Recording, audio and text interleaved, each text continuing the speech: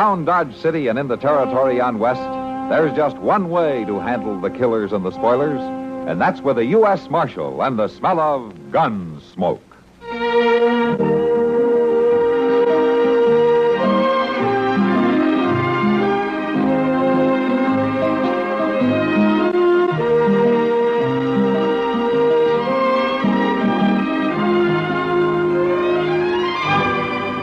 Gunsmoke, starring William Conrad, the story of the violence that moved west with young America, and the story of a man who moved with it. I'm that man, Matt Dillon, United States Marshal. The first man they look for and the last they want to meet. It's a chancy job, and it makes a man watchful and a little lonely.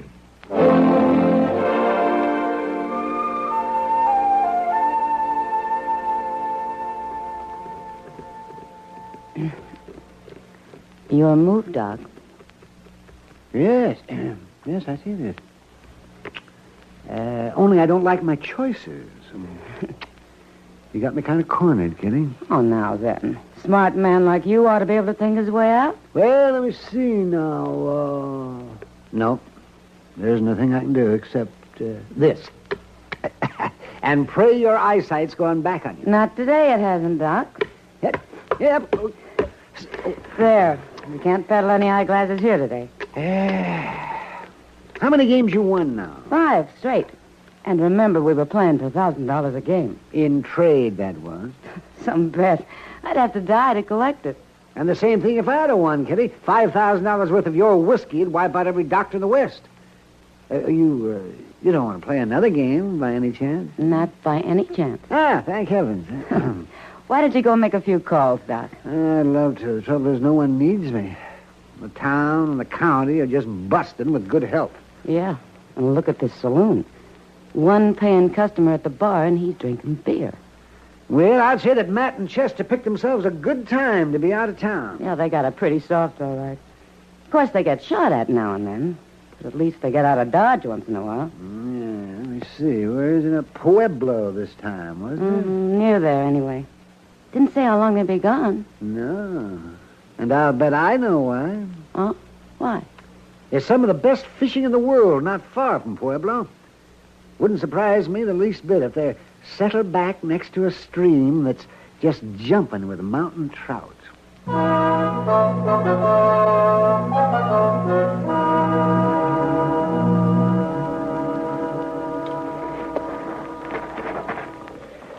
How's your leg feel? Was you hit bad, Mr. Dillon? Yeah, I never heard of being hit good, Chester. The pant leg's bloodying some. Yeah, I know. What got into them Indians anyway? We was just riding through. Well, if it hadn't been us, they'd have gone after a rabbit or a coyote. Maybe these rocks. They were shooting for the noise of it, I guess.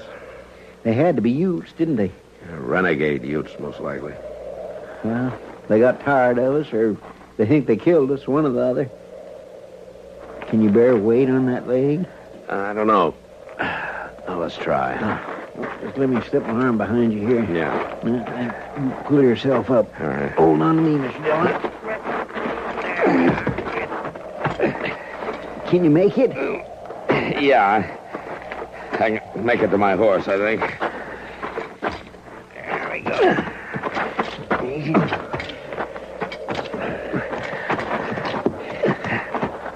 Now, you better rest some before I try to mount. No, let's get it over with, Chester. You'll have to swing your hurt leg over. Well, you'll have to guide it. If I kick your teeth out in the process, you take it as nothing personal, huh? Yes, sir. All right. Here we go.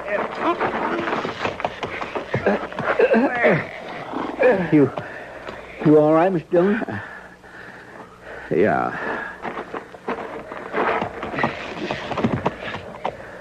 I could strap you in your saddle. No, there's no need. All right, let's go.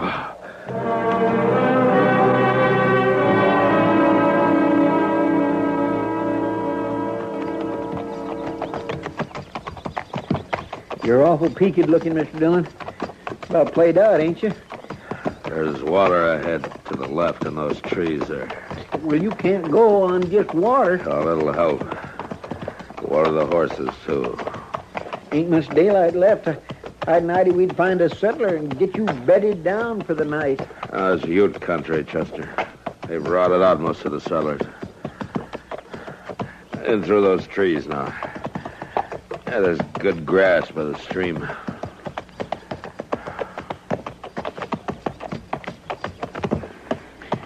Don't you move yet, Miss Dillon. I'll help you. All right. Now, you stand to steady me. My leg won't bear any weight. Yes, sir. Come on. There you go. Now just fall free again, me. Yeah. All right, now you just stretch out there. How's that, Mr. Dillon? Oh, it's fine, Chester. It's just fine. I'll get you some water. I declare you look a-fright. What? I just need to catch my breath.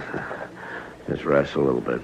I sure do wish I could make you comfortable in a bed with some warm food, Yeah, I know. You just mind the horses, huh? Yes, sir.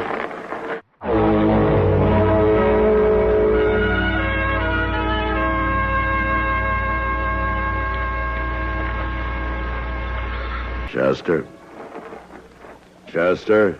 Oh, you awake, Mr. Dillon? Yeah. I shouldn't have gone to sleep, I guess. Well, you didn't have no choice. Once you swallowed that cool water, you were just plumb What through. is that? What is that, horses? Oh, no, Mr. Dillon. I hobbled them before I set out. They ain't making a sound. Shh. Wait a minute. That's horses, all right. They're coming this way. Oh, I sure don't hear a thing. You're afire with fever, Mr. Dillon. You just might be imagining. No, you keep listening. You'll hear them. Yes, sir. What I was going to say was, while you was resting, I set out and took a look around. There's a cabin not more than a couple 100 yards away. They're coming from the north. Say, by jing, I think you're right, Mr. Dillon. Look through the trees there. Indians. Could be them same renegades. Yeah, maybe. We sure better make for that cabin. No, we're better off here. Trees will hide us. Unless they already know we're here. You just lie flat, Chester. If they start through the trees, fire. You able to handle a gun? I'm ready for them. They're making right for us, sure as sin. Yeah. They're right at the trees. Take it easy. I sure ain't keen on them seeing us first. They're riding right along the tree line, going on south. I can't make them out anymore. You see them? They're on past the thicket, but I can't see them. I swear that was close. Yeah, it's still close. Sounds like I stopped. I counted 6 of them. Yeah, 6. That cabin, where is it? I'm afraid that's where they are. It's that direction. No more than a couple 100 yards away. Yeah, that's some better. That's a welcome sound for a fact. You're talking about a deserted cabin, Chester? Well, I didn't see no signs of life. Like they've been that way for years from the look of it. Well, you'll have to drag me, Chester. I can't mount again. I'll get you there, Mr. Dillon. Don't you fret yourself.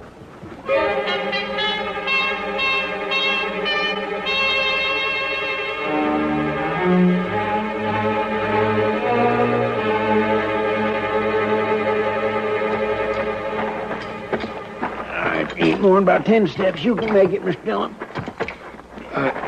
I don't know, Chester. Come on now, you just lean heavy on me. You make out fine.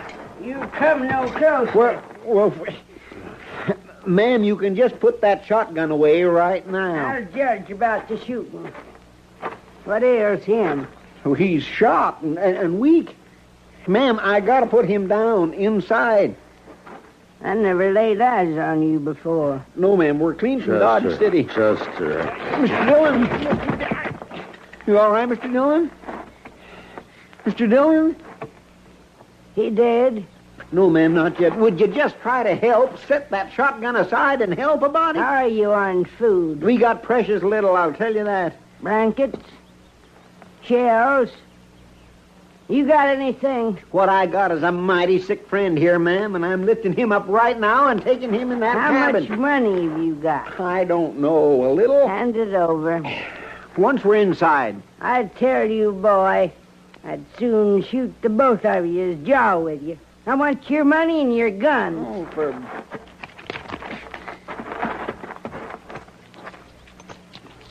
There. Now then. His money, too. Oh, my goodness. Here. I'm bringing him inside now. Well, all right. But for this little bit of money, he ain't gonna be there long.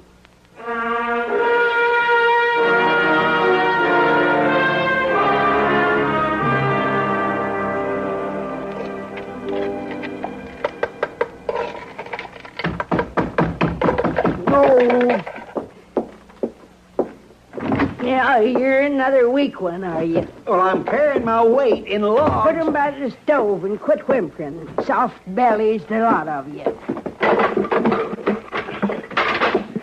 How is he? Ask him. You only making out he's sleeping. Mr. Dillon? You can't fool her, Chester. Don't try. You sure did give me a fright. I wasn't sure you was going to make it. I'm all right. She get the bullet out? Yeah, and half of my leg, I think. Yeah, I seen new cubs with tougher hides. You told me you knew what you was about. Now, you mind your tongue. I'm no mind to hear you beller. No cause to go at her, Chester. She did all right. Well, she took everything we had, Mr. Dillon. Our guns, bullets, money. I never seen her like. You'd best quiet him. I buried 4 husbands, 20 children. A couple of strangers don't faze me. You better get some sleep, Chester.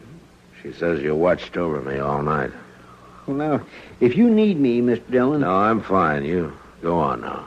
You go to sleep, huh? Yes, sir. 4 husbands, ma'am? 4. I outlived them. But they was men. Regular men. I can believe that. We didn't trifle with marshals, army folk in those days. Mr. Sitton and me lived as peaceable as could be with Indian folk. We come here peaceable, me and Mr. Sitton. When was that? In the 30s. Well, things were different then. No different than with Mr. Griffith, Mr. Albright, even later on with Mr. Netherton. There was lessons to learn in the West in them days. Eat the porridge. Oh. Much obliged, ma'am. Nettie. How's that? Nettie, I say. Nettie, Sitton. I go by that. I can't abide being called ma'am. Oh. I lean toward Nettie. Nettie? Nettie. You live alone in the middle of Ute country. How do you manage? Well, I come by your guns and such little money you had. Sometimes it's food, sometimes robes. I take what I can get. No matter to me if it's settlers or scouts or U.S. Marshals. Or Utes? Folks don't find Nettie unless they're lost or half dead. And open your eyes to see what they part with. You always greet them with a shotgun? If need be. Before we came here yesterday, a band of Ute braves stopped here. I got good arrows, strong bows, rifles. Even a couple of buffalo guns off a mountain man broke his leg down the canyon. They got a camp near here? The Ute? You got something more to give me? Chester says you cleaned us out. Then you're getting full measure.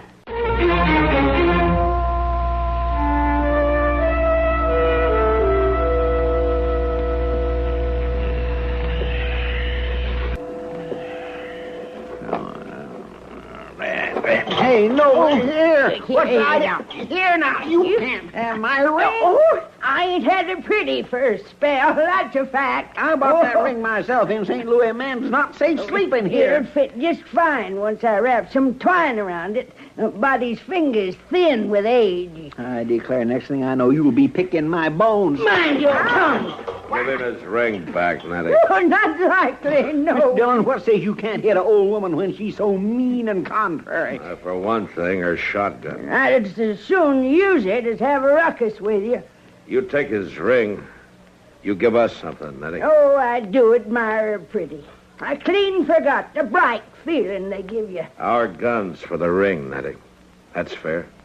I come by your horses down by the creek this morning. They're grazing on my grass and swilling my water. The prettiest to pay for that. Mr. Dillon, I better go see to them horses. You'll stay where they're sick and ailing.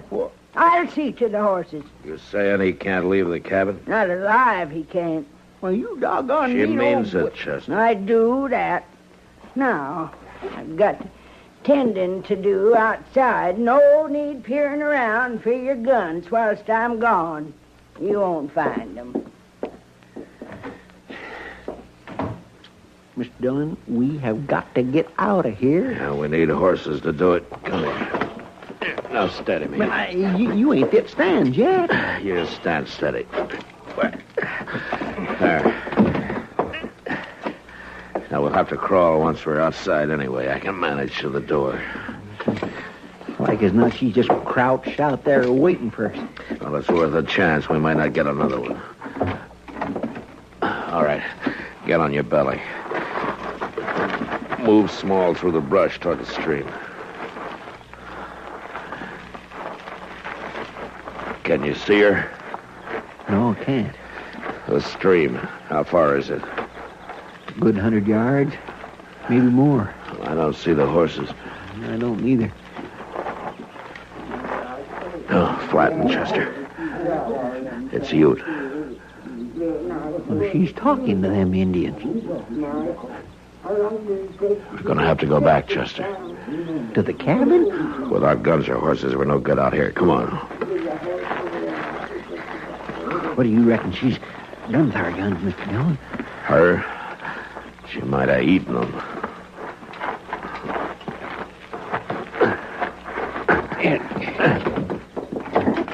Here, I'll steady you for the walk.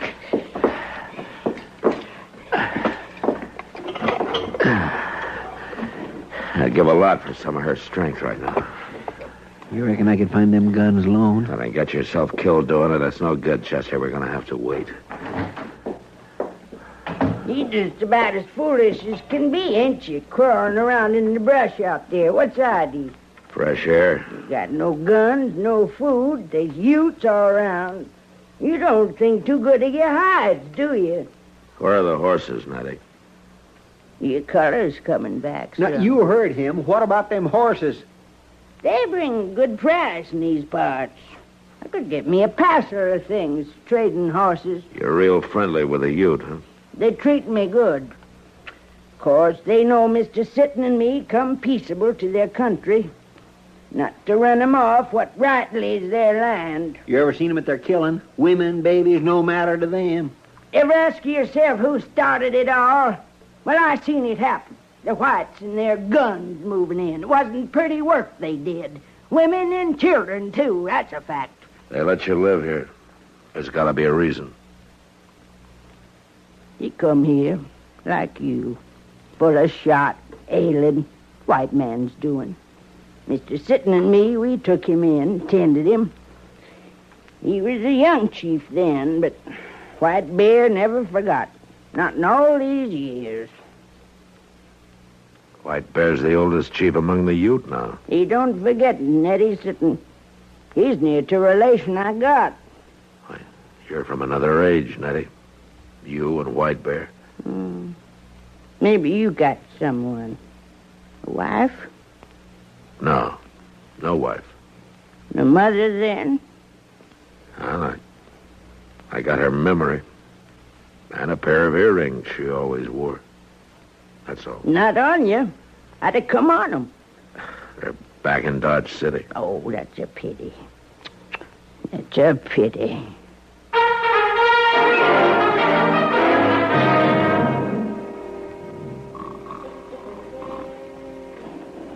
You think you can get the guns without waking her? And I can't make out good with no light. But I can fight an old woman in the dark. Not long till sunup. This may be our last chance. Take it easy.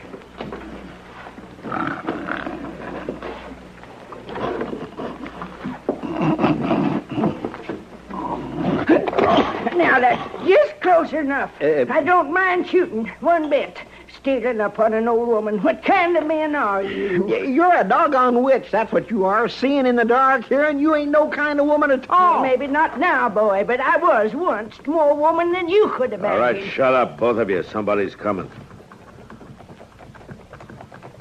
They come earlier than I said. It's them same Indians, Mr. Dillon. Yeah. You stand still, a pair of you. Mr. Dillon, I swear I had my rifle. I'd blow us up before I'd let them take us. Maybe I'd help you, Chester. She's out there right now trading for us. You know that. Now, get ready. Somebody's coming. Oh, well. Now, that cut of beef will last me a good long time. It was a gift from my friend, White Bear. For us? Oh, now then. You worth a sight more than that. Mr. Dillon, they're riding off. You're sparing us, Nettie. Why? Sparing you? You didn't tell them about us. You didn't ask. How come you're acting human so sudden like after near scaring us to death? I ain't gonna miss this boy. That's the truth of it. He's one ballin' big mouth. We'll be glad to get out of your way. And trade for guns, our horses, and a cut of your new beef. I've been thinking about them earbobs And I've been thinking about our guns. under my bed. There's 2 horses saddled at the spring. Now, them earbobs... They're in a strong box in Dodge City. You mean to ride back with us? Oh, I wouldn't be seen in daylight with you. Yeah. Well, I might get back this way someday. If I do, I'll bring them to you. For these old ears? Yeah, here, now. Here, boy. Take your ring. Pretties ain't for me. Not anymore. I'll take it. I declare I don't understand you at all. You just beat the Dutch. That's what you do. If you was regular men, you'd find yourself a woman. Pretties don't belong on a man's hand. There ain't no strong box. Us women folk gives us that bright feeling. Having a pretty.